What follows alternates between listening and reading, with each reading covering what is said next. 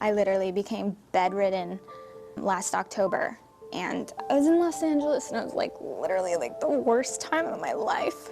And I was seeing every specialist and like literally the top doctors, and they were just like, you know, they would so stupid. They would pull up their computer and be like, chronic fatigue syndrome, or why don't you try to get out of bed, Avril, and just go play the piano. It's like, are you depressed? This is what they do to a lot of people that have Lyme disease.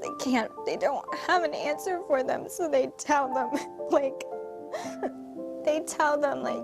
you're crazy.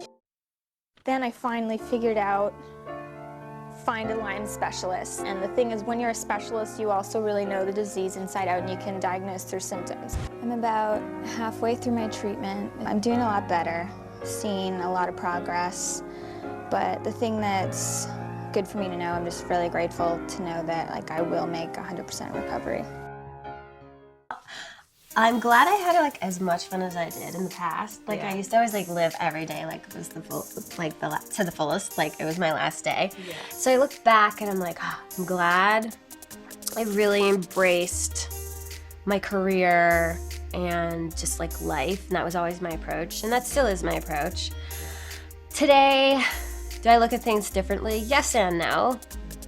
I mean, I think that I appreciate the smaller things, the things that were taken away from me at one point. I've come so far, and like, when I turn around and look at where I was and to where I am today, like I fully have my life back, and I'm so appreciative and grateful, and I feel like I always was though, and I always had a really good head on my shoulders and worked really hard to get to where I was. Like I was just like this chick from a small town in Canada, and I like got here on my own with like no connections. So I always felt really focused and hardworking. I think if anything, just the small things and random things are just so much brighter now. But I also think that that just comes with like life experience. Yeah. As we grow, we appreciate different stuff more. You can get better.